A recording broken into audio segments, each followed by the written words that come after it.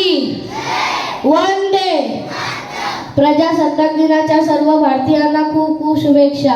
अनेकांनी केला सर्वस्वाचा त्याग, दिले देशासाठी बलिदान. वंदन तयासी करून आज गाऊ भारत मातेचे गुणगान. अध्यक्ष महाशय, वंदनीय गुरुजन वर्ग आणि माझ्या प्रिय देश बांधवांनो, 26 जानेवारी हा भारताचा एक राष्ट्रीय सण आहे. हा दिवस स्वातंत्र्यासाठी लढलेल्या शूरवीरांची आणि देशभक्तांची आठवण करून देतो. आजही देशाच्या सीमेवर सैनिक अहोरात्र देशाचे रक्षण करीत आहेत याचे भान ठेवण्याचे सांगतो.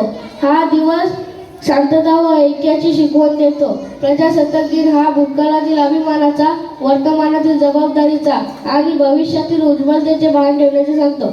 मला भारतीय असल्याचा अभिमान आहे. 26 जानेवारी 1950 रोजी भारतात संविधान लागू झाले आणि भारत एक प्रजासत्ताक राष्ट्र बनले. भारताची राज्यघटना लिहिण्यासाठी 2 वर्षे 11 महिने 18 दिवस लागले. आपली राज्यघटना 26 नोव्हेंबर 1949 रोजी तयार झाली होती, परंतु काही कारणात 26 जानेवारी 1950 रोजी प्रत्यक्षात घटना अंमलात आणली गेली. हा दिवस का निवडला गेला? कारण 1930 साली भारतीय राष्ट्रीय काँग्रेस पूर्ण स्वराज्याच्या घोषणा करण्यात आल्या होत्या.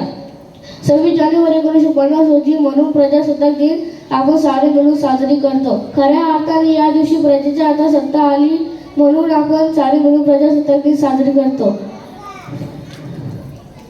आपल्याला ज्या दिवशी सर्व अधिकार मिळाले तो दिवस म्हणजे प्रजासत्ताक दिन. एवढे बोलून मी माझे भाषण संपवतो. जय हिंद, जय महाराष्ट्र, जय भारत.